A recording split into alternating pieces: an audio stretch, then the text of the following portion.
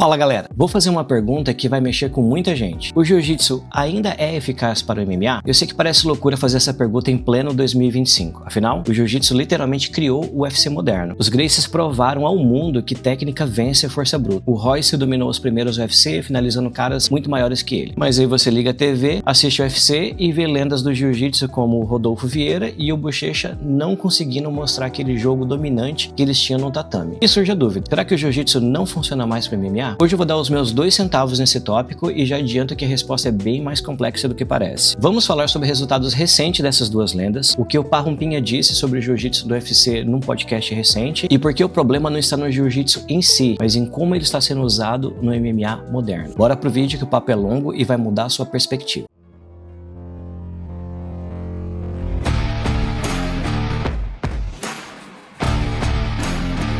Vamos começar falando de 2 dos maiores nomes da história do jiu-jitsu que migraram para MMA, o Rodolfo Vieira e o Marcos Bochecha. O Rodolfo Vieira é, sem exagero, um dos maiores passadores de guarda de todos os tempos. O cara tem um currículo absurdo no jiu-jitsu. 5 vezes campeão pela IBJJF, 7 vezes campeão do World Pro de Abu Dhabi, campeão do ADCC em 2013 e bicampeão pan-americano e europeu. O apelido dele, caçador de faixa pretas, vem de quando ele ainda era faixa marrom e venceu uma seletiva do World Pro, destruindo faixa pretas consagrado já, incluindo o próprio Braulio Shima. Pra vocês terem uma ideia, ele recebeu a faixa preta dele ainda no aeroporto quando ele estava voltando dessa competição. O Rodolfo era uma máquina de passar guarda. Não importava quem estava fazendo guarda para ele passava. Seja o Leandro Lô, Bernardo Faria, Felipe Preguiça, todos caíram pro Rodolfo. O cara fazia parecer fácil chegar no 100 kg dessas lendas e amassar. Em 2015, com tudo conquistado no jiu-jitsu, o Rodolfo decidiu ir pro MMA. E olha, no começo até funcionou bem. Ele começou finalizando uma galera no primeiro round, mas quando chegou no UFC, aí a coisa foi diferente. Agora vamos falar do Bochecha. O Bochecha é ainda mais absurdo. O cara é o maior campeão mundial de jiu-jitsu de todos os tempos. 13 títulos mundiais pela IBJJF, bicampeão da ADCC, 5 vezes campeão do World Pro de Abu Dhabi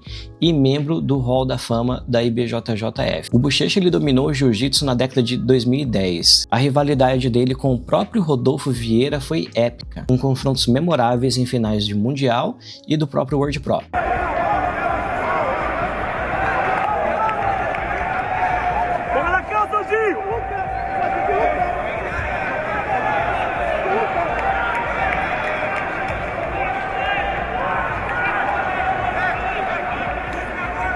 Em 2011 e 2018, o cara era praticamente imbatível. Ele tinha tudo: físico, técnica, mentalidade, era explosivo, tinha um jogo de meia guarda absurdo, passava com pressão, finalizava, enfim, o cara era completo. Em 2020, então, o Bochecha fez a mesma coisa e decidiu migrar para o MMA. Assinou contato com o One Championship e começou bem, finalizou todo mundo no primeiro round.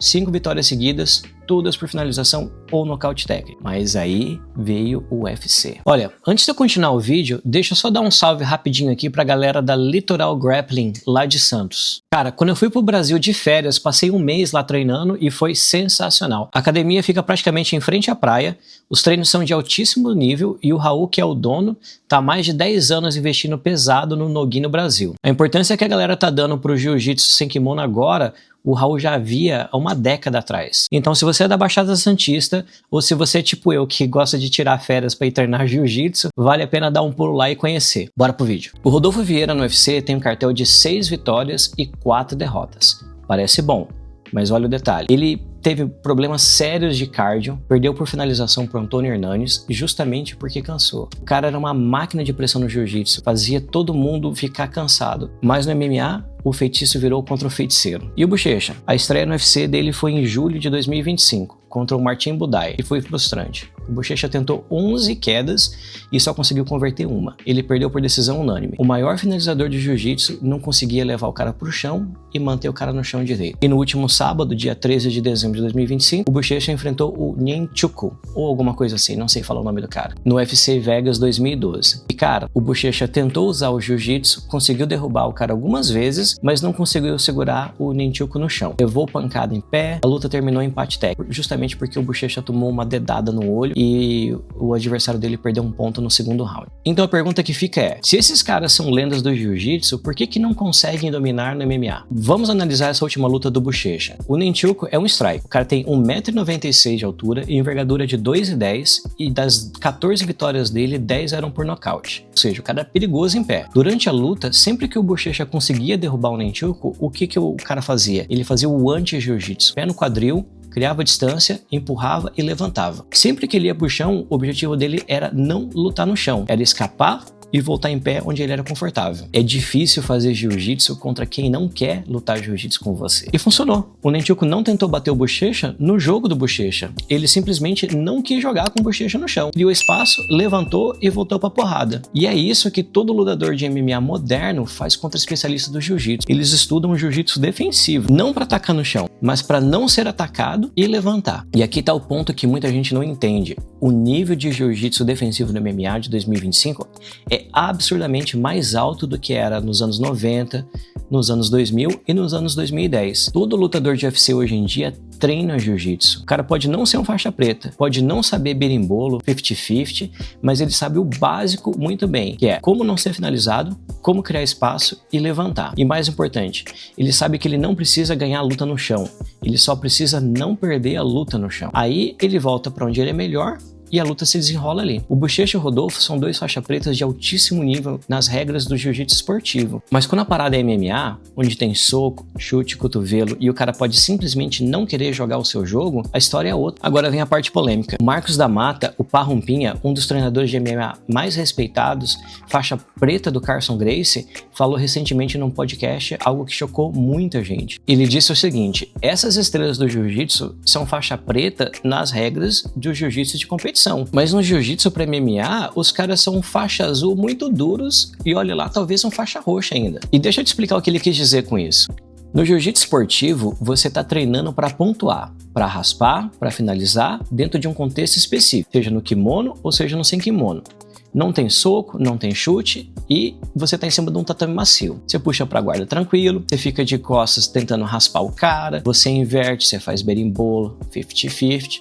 Tudo isso funciona perfeitamente no jiu-jitsu esportivo. Mas no MMA, cara, é outro esporte. Se você puxa para a guarda no MMA, você vai levar soco na cara. Se você fica de costas tentando raspar, você vai comer ground and pound. E se você inverte, o cara vai te chutar as costelas. O Parrumpinha explica que o jiu-jitsu para MMA não é sobre finalizar, é sobre controle, é sobre manter o cara no chão, é sobre distribuir seu peso bem, tirar a mobilidade do adversário e achar um ângulo para bater.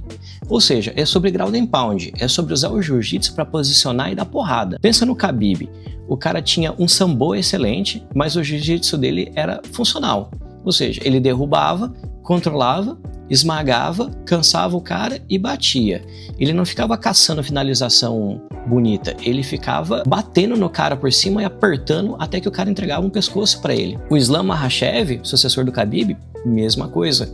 O cara derruba ou vai rapidamente para as costas, ou derruba, aperta por cima, bate e depois procura a finalização. E olha, quando o Parrumpinha fala que essas lendas do jiu-jitsu são faixa azul ou no máximo faixa roxa no contexto de MMA, ele não tá desrespeitando os caras.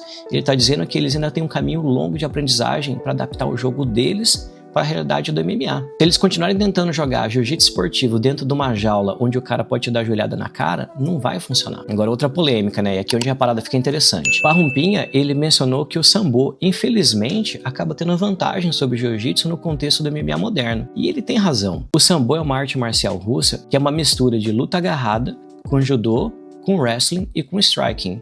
E aqui tá o diferencial. No sambo você pode dar e levar soco. Não é soco cheio como no boxe, mas é um striking, né? O lutador de sambo, ele tá acostumado já a levar pancada na cara enquanto ele tá lutando agarrado. O lutador de sambo, ele já treina num contexto muito mais próximo do MMA do que um jiu-jiteiro. Então ele já tá acostumado a derrubar o cara, saber que vai tomar soco nessa queda, ele já entra para atacar por cima controlando, protegendo o próprio rosto. E ele já sabe que não adianta ficar dando as costas, tentando fazer técnica bonita, que o cara que tá por cima, ele quer te moer na porrada. Esses caras do sambo, eles não têm um jiu-jitsu mais bonito tecnicamente, mas eles têm um jiu-jitsu que funciona pro MMA, que é controle, pressão, ground and pound e finalização quando essa aparece. E o problema é que muitos lutadores de jiu-jitsu tentam fazer no MMA o que faziam nas competições de jiu-jitsu. E aí não dá, né, cara? Eles puxam pra guarda e acabam levando soco na cara. O Kron, que é o filho do Rickson, ele recentemente fez uma entrevista pro Ariel Helwani e ele falou que ele nunca mais vai puxar pra guarda numa luta de MMA. Infelizmente, nas últimas 3 lutas dele no UFC, ele puxou pra guarda